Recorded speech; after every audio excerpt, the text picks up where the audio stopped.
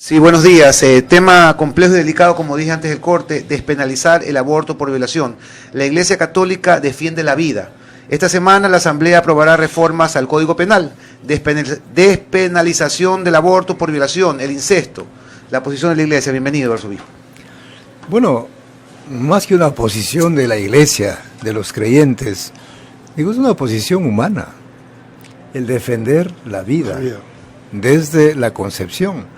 Y eso no lo dice la fe o la religión, lo dice la ciencia, la biología. Y lo dice la Constitución también. Por supuesto. En el artículo 145 te garantiza en el orden constitucional la vida desde la concepción. Y esto de quiere reformar, que es el artículo 150, echa al traste el valor constitucional para dar paso a una reforma. Es una cosa. Entonces es el primer principio, o sea, la vida es el derecho primero y fundamental, la base de todo. Proteger la vida. ¿Cómo se protege la vida? Proteger la vida. Entonces, lógicamente aquí viene, digamos, lo que llaman en el campo político, pues todo lo que se puede hacer ya desde el Estado, que estaría obligado a proteger, a cuidar la vida desde la concepción, lo que llamamos las políticas, ¿no? ¿Qué se puede hacer? Nosotros como iglesia, no es que nos hemos quedado indiferentes con los brazos cruzados. Nosotros tenemos varios programas, unos orientados hacia la prevención. Programas de formación integral, formación sexual, en la afectividad, formación en valores, para que las niñas y los niños también vayan descubriendo la grandeza, la belleza de la vida. Entonces, para mí ese es el punto fundamental. Pero también nosotros tenemos otros programas que llamamos de acompañamiento, por ejemplo, a mujeres que por alguna u otra razón quedaron embarazadas y tienen, pues, o viven esa angustia y quisieran abortar. Perdón, eso hace la Iglesia. Enriquecer la conversación con este dato. 40 niñas de entre 10 y 14 años son madres cada semana en Ecuador. Voy a repetir el dato, porque la gente va a pensar que estoy equivocado. 40 niñas de entre 10 y 14 años son madres cada semana en Ecuador. Durante los últimos 10 años, el alumbramiento en niñas creció un 78%. Estos son datos salvajes. Impresionante. Son impresionantes. Realmente las niñas violadas en el Ecuador. Ahora, ¿qué pasa con esa niña que a los 9 años la obligan a hacer, a tener un hijo porque ha sido inseminada, ha sido violada? ¿Qué pasa con esa chiquita que en vez de jugar con una muñeca pasa a jugar con una niña, a criar una niña, pasa a ser madre? Bueno, como digo, a ver. Producto de una violación. Sí. Lo que pasa es que habría que ir analizando las cosas de una manera más objetiva, serena, amplia. Bueno, retomo un poco mi discurso. O sea, ¿qué estamos haciendo? Lo primero, como decía, es la formación. Segundo, es el acompañamiento a mujeres que están embarazadas y que no quisieran tener sus hijos. Entonces tenemos programas para eso. De tal manera que sin presionar, se les ayuda a tomar conciencia del valor de la vida, pero se les da alternativas también. Un acompañamiento, por ejemplo, que llamamos psicológico, un acompañamiento médico, un acompañamiento legal y un acompañamiento espiritual. Entonces muchas mujeres que bajo distintas circunstancias se embarazaron, toman conciencia de la grandeza de la vida, pero también del apoyo, cuentan con nuestra ayuda. Y más de casi el 99%, ¿ves? Es también otro dato importantísimo, de mujeres que se dan cuenta de eso, deciden continuar con el embarazo. Luego tenemos otros programas nosotros de acompañamiento a mujeres que han abortado, por supuesto. Han abortado. ¿Qué hacer? Porque las consecuencias del aborto no se los dice, pero son terribles. Consecuencias físicas, consecuencias psicológicas, hay consecuencias morales, espirituales, o sea, realmente es terrible. Entonces tenemos ese acompañamiento. Lógicamente eso es una parte, pero para mí, y respondiendo a su pregunta, pues hay que ir a la raíz. Fíjese, ¿por qué esas niñas de 9 años, 12 años, 13 años terminan embarazadas? Lógicamente son cuadros terribles, desgarradores, pero hay que ir a la causa. ¿Quién produce eso? ¿Dónde son violadas? Y como habíamos estado comentando antes, gran parte de esas violaciones se dan en su familia, por el padrastro, a veces hasta por su padre, o un tío, un pariente, un amigo, gente de confianza. Entonces tenemos que apuntar hacia allá. Lógicamente que ahí viene ya qué hacer en esas circunstancias. Yo veía un reportaje, señor arzobispo, veía un reportaje en Ecuavisa, la cantidad de gente, de niñas violadas que aborta, es impresionante. algo así como el 90% de las niñas violadas abortan clandestinamente. Esa chica ya se fregó la vida, o sea, esa chica que ha sido violada se fregó la vida. Más aún si le exigen tener un niño producto de una violación. O sea, ese es el problema, Stalin. También hay una pregunta. ¿Cuántas mujeres por aborto, por violación están detenidas? No registran esa vida. Entonces la solución no es que declares tú, despenalices el aborto por violación, ¿no? Imagínense lo que dice, no cometan el nefasto error, que este es un planteamiento, creo, de la Iglesia, de aprobar una ley que legitima el crimen del aborto por 4 causales: violación, incesto, malformación e inseminación no consentida. Y que no es solamente la violación. Claro, de hecho, digamos, la causal más debatida ha sido por violación. Por violación, claro. Pero también están otras causales. Por ejemplo, el incesto, que habíamos comentado, que es terrible también. Después hay otra que como dice aquí, por patologías, patología congénita adquirido genética. Ajá. ¿Qué significa eso? Y dice que el médico tiene la autoridad para decir que viva o no. Es lo que llamamos nosotros también malformaciones o patologías, tanto físicas como psicológicas. Por ejemplo, todos los niños con discapacidad, ¿tienen derecho o no a vivir? Es la pregunta. Está en la vida, ¿no? Por ejemplo, ya entran también los niños con síndrome de Down. Entonces, ¿qué significa esto de la causal de patología congénita adquirida o genética? Y la otra causal que muy poco se habla, la inseminación no consentida. ¿Qué queremos decir con eso? Porque eso habla de varias interpretaciones. Ahí podrían entrar tranquilamente lo que se llaman pues los embarazos no deseados o no planificados. Es decir, es que yo no quería embarazarme. Fue una inseminación no consentida. Entonces, todas esas causales están al orden del día. Un tópico que le llaman, que depende o es la niña o es la madre, la vida. Claro, por supuesto, verán, nosotros ahí pasamos al campo ético, que llamamos. Y el campo ético nos lleva a plantear de la siguiente manera. Llamamos conflicto de valores. O sea, cuando dos valores de la misma dignidad están en peligro, cualquier decisión que se tome éticamente es buena. ¿En qué sentido? De que si está la vida del niño y la vida de la madre en peligro, ¿qué hacer? Sabe que cualquier decisión significa la muerte del uno o del otro. Es ahí cuando, digamos, éticamente se reconoce. Eso no es un principio muy antiguo, no es de ahora. Pero cuando se pone en la balanza, por ejemplo, la vida del niño y el prestigio social, a ver, ¿qué pesa más ahí? O la vida del niño o la cuestión económica. ¿Qué pasa ahí? Entonces todo eso habría que analizar antes de tomar una decisión. Mire usted. Pero esos son dilemas éticos. Exactamente. Esos son dilemas éticos que se construyen sobre la conciencia de quien toma la decisión. Pero llevar esos dilemas éticos a una reforma para que la reforma y la legalidad no determine esos valores, entonces eso ya es un serio problema, pues, lo que se quiere llegar. Claro, eso digo, por eso cada caso tendría que ser analizado, sopesado de una manera objetiva, serena. Porque, digamos, abrir o despenalizar o permitir el aborto sin consecuencias penales, porque eso significa, también habría que sopesar muchísimo.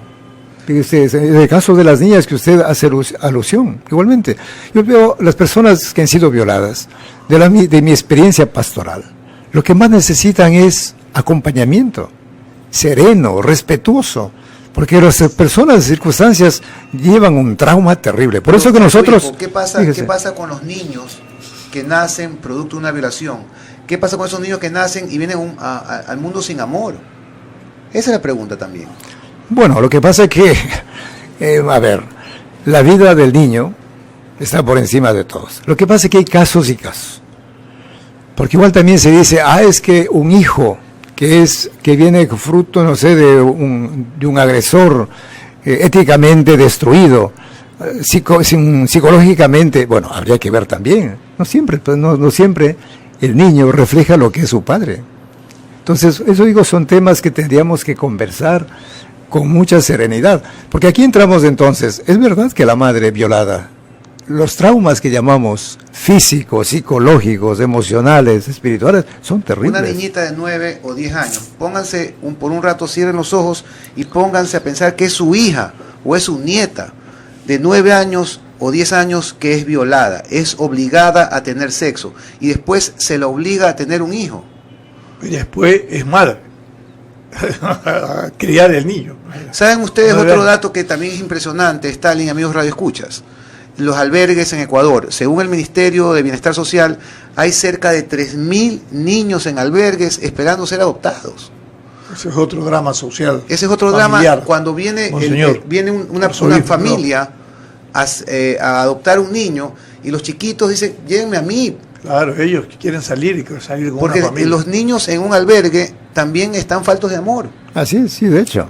Por eso las leyes tendrían que cambiarse en el Ahora, sentido de yo que quiero favorezcan la vida, la adopción. La fundamentalmente. vida. Ahora, arzobispo, yo quiero preguntarle lo siguiente.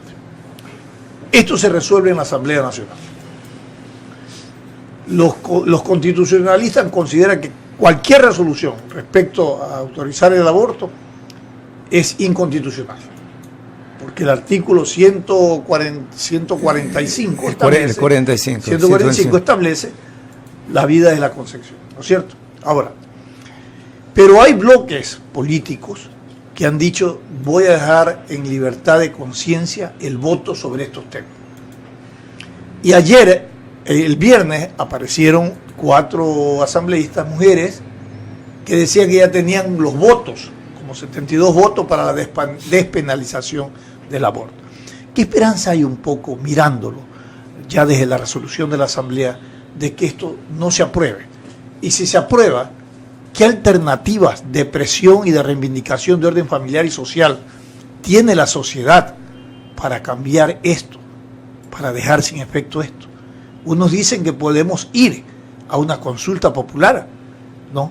Si así como nos piden que no maten al toro, ¿no? Imagínese usted, ahora estamos pidiendo que no se atente a la vida de un niño. ¿Qué alternativas tenemos? Bueno, yo creo que aquí primero invitar a los asambleístas a que recuerden que ellos están representando a más de los 16 millones de ecuatorianos y que la inmensa mayoría de ecuatorianos estamos a favor de la vida. 80%. Entonces yo creo que es importante también eso, que sepan que ellos que no están representando a una minoría o a ellos, que piensen. Y a lo mejor puede ser que ellos a nivel personal tienen sus opciones respetables, pero recuerden que están, como digo, representando a millones de ecuatorianos. Y por eso lo que usted acaba de plantear me parece el camino democrático válido, la consulta. ¿Por qué no hacen una consulta? Hagamos una consulta. Lógicamente, ¿no? Entonces yo creo que eso puede ayudar también a que ese tema sea discutido por muchos más ecuatorianos. Después ya otras medidas, lógicamente, habrá que ver también desde el punto de vista jurídico qué se puede llevar adelante. Pero más allá de eso, digo, para mí lo esencial es evitar que estas niñas o que las mujeres, en el caso particular, sean violadas y que terminen con esos embarazos no deseados y vivan ese drama humano terrible, ¿no? Allá, así ya tendríamos que apuntar también, porque lo que pasa es que quizás es una solución rápida, inmediata, pero hay que ver las consecuencias que eso tiene. O sea, no es que la niña abortó y quedó tranquila. ¿Quién acompaña después a esa niña? O a esa jovencita, ¿quién acompaña?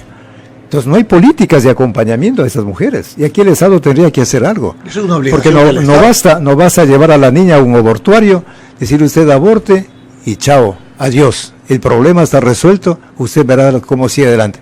No es así tan fácil.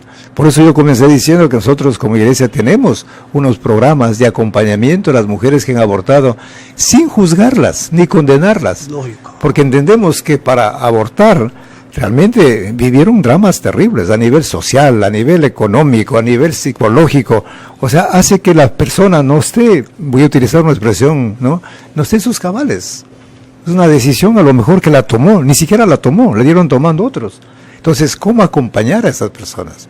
Pero luego el saber, como digo, que eliminar la vida de una persona no soluciona al otro. Absolutamente.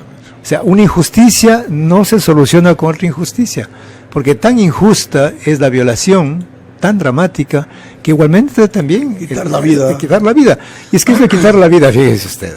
Quitar la vida no lo digo yo, lo dice la ciencia, hay un ser humano. Independientemente del origen, si fue por amor, si fue por descuido, si fue por forzado, esa criatura, ¿qué culpa tiene? Además, tiene que tener presente que ese niño o esa niña no puede defenderse. Entonces, ¿dónde están los derechos fundamentales? Entonces, por eso, como digo, es un tema bastante complejo, que hay que tener presente varios elementos para no focalizarnos de uno solo y no, pensemos en todo su conjunto. ¿Cuál es el efecto colateral en este proceso de reforma y de socialización de este tema? Se genera una sociedad dividida, confrontada, y eso también es un elemento negativo para lograr entender y encontrar una solución que realmente concilie los intereses de la base de la vida de la familia, fundamentalmente, claro, y de sí. la vida de la persona que está expuesta Claro, a ese riesgo. Usted ha tocado un tema que es también importante, lo de la confrontación. Yo digo, aquí hay que evitar los extremismos. El fanatismo de unos o también de otros. El fanatismo de los que defienden y de los que atacan. Tengo dos opiniones. Víctor Fernando Cárdenas: no se puede justificar el sacrificio de la vida de un hijo y olvidarse del violador. Sería dejar libre al que ocasionó el crimen. Y Luis Arturo Torres dice: buen tema. Me gustaría le pregunten a Monseñor qué se está haciendo con las parejas divorciadas que quieren casarse por la iglesia y poder recibir el sacramento de la confesión y la comunión. Un abrazo. Muy bien. Bueno, el segundo tema podría responder inmediatamente después, ¿no? Pero volviendo a este tema, yo creo que podríamos concentrarnos un poquito mejor. Lógicamente, como digo, el tema de los violadores. ¿Qué hacer con ellos? Pero ¿cómo erradicar la causa para que no haya más violencias? ¿Cómo formar a los niños, a los jóvenes, para que aprendan a respetar la vida de las personas, concretamente a la mujer, a las niñas? ¿Qué hacer? Lógicamente las penas pueden endurecerse, subirse el número de años de prisión y no sigue otras cosas más.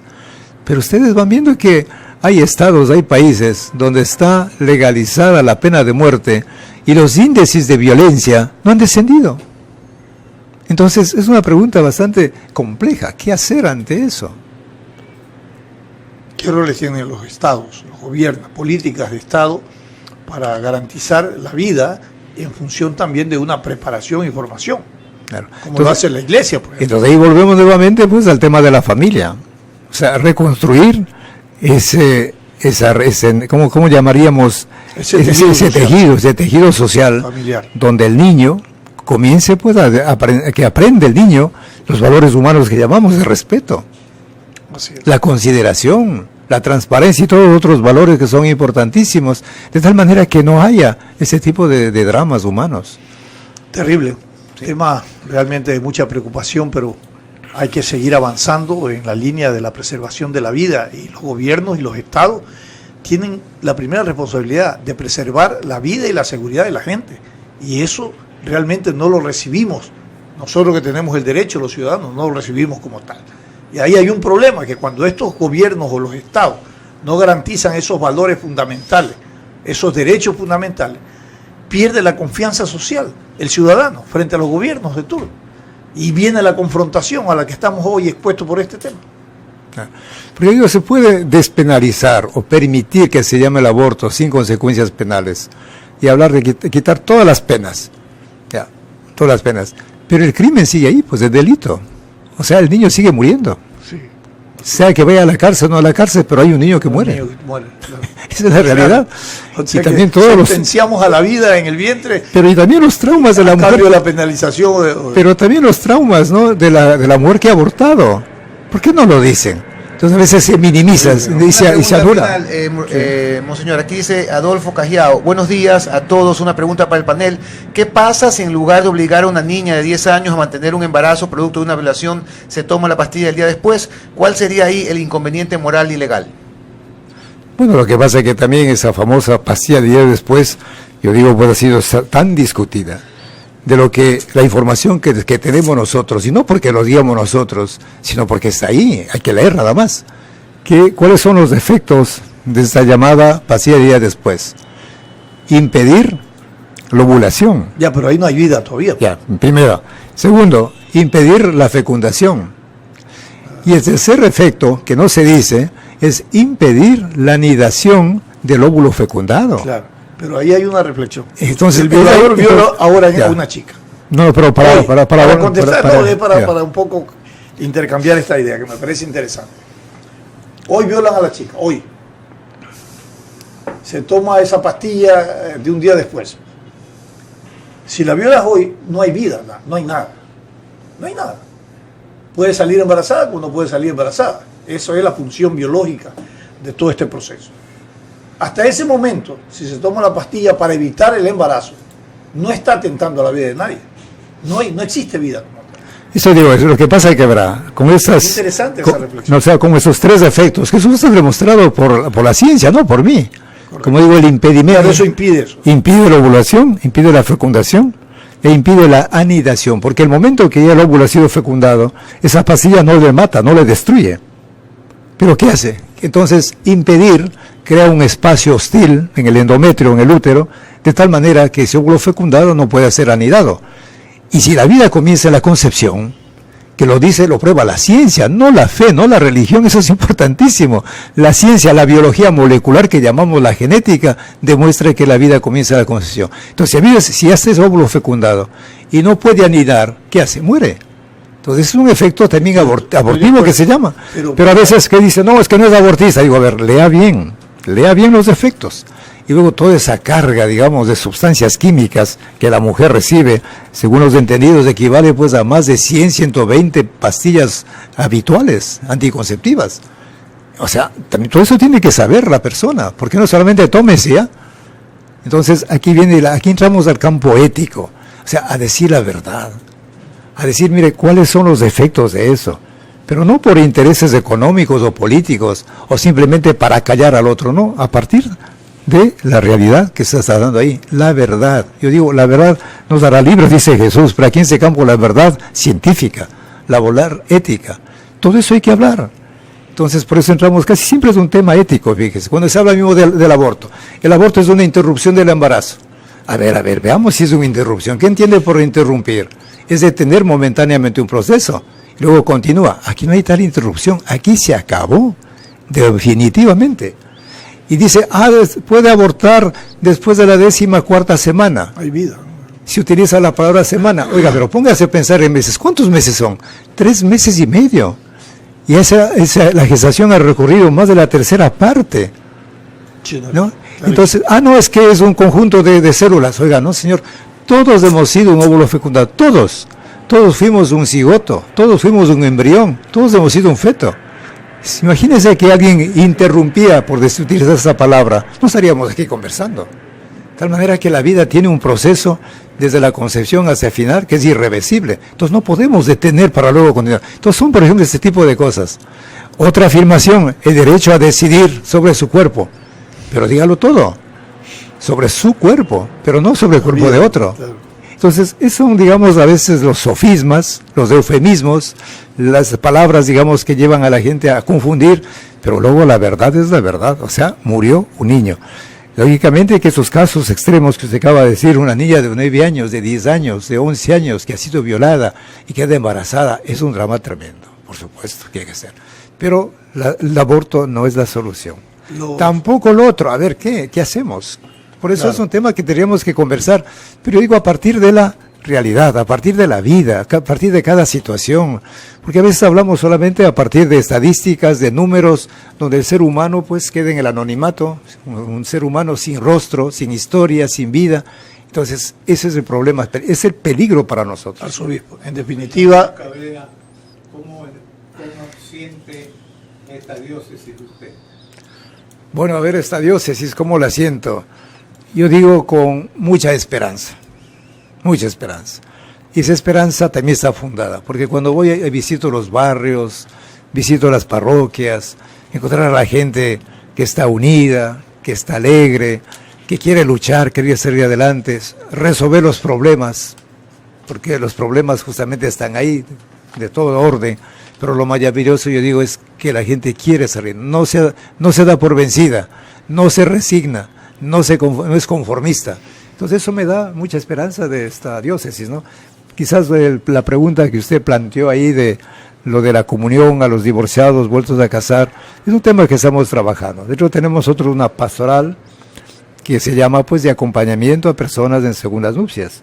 Entonces son varios grupos, hay también uno que se llama Camino a Nazaret, son 7 grupos, es ahí donde hablamos de estos temas con mucha libertad, de tal forma que las personas que por una u otra razón igualmente se han divorciado, que es otra realidad también, que nos preocupa a nosotros, el porqué de los divorcios, pero igualmente no.